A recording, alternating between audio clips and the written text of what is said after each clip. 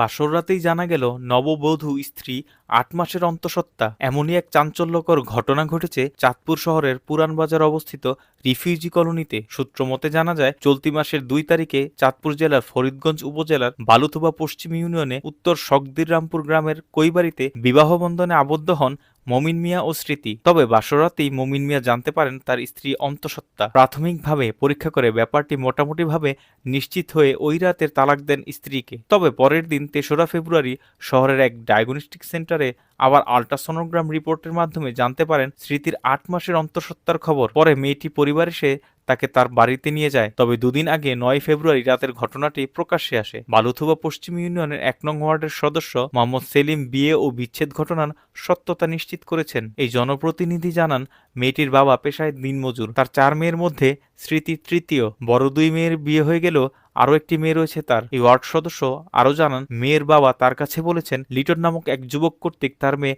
ধর্ষিত হয়েছে। এই ঘটনার জানাজানির পর গণমাধ্যমের কাছে মুখ খুলেছেন নববধূ। তিনি গণমাধ্যমকে জানান, এলাকার লিটন, ইলিয়াস মাস্টার, শিমুল ও রনি নামের যুবকরা বিভিন্ন সময় তাকে পালাক্রমে ধর্ষণ করার কারণে তিনি অন্তঃসত্ত্বা হয়ে পড়েন। এ প্রসঙ্গে বর মমিনের মা গণমাধ্যমকে জানান, তার ছেলে ঢাকায় একটি প্রাইভেট কোম্পানিতে চাকরি করে। বিয়ের আগে মেয়েটির পরিবার এমন কিছু তাদেরকে জানায়নি। তবে বিয়ের রাতের এমন ঘটনায় তারা বিস্মিত এবং হতভম্ব। ঘটনায় স্থানীয় ইউপি চেয়ারম্যান মোহাম্মদ জসিমউদ্দিন স্বপন মিয়া মিয়াজি বলেন, তার কাছে এ ব্যাপারে কোনো অভিযোগ না আসলেও তিনি লোকমুখে ঘটনাটি শুনেছেন। তবে ধর্ষণে কে জড়িত আছে কিনা এ ব্যাপারে তার কিছুই জানা নেই। এদিকে বরের বাড়ির লোকজন মেয়েটির পরিবার অসামাজিক কাজে লিপ্ত বলে দাবি করেছেন এবং তাদেরকে আইনে আনার দাবি জানিয়েছেন। তবে ঘটনাটিকে কেন্দ্র করে এলাকায় মিশ্র প্রতিক্রিয়া সৃষ্টি হয়েছে, যার ফলে মেয়েটি ও তার পরিবারকে নানা নেতিবাচক মন্তব্য করছে স্থানীয়রা। এ ঘটনার পর মেয়েটির পুরো পরিবার এখন বাড়ি ছাড়া।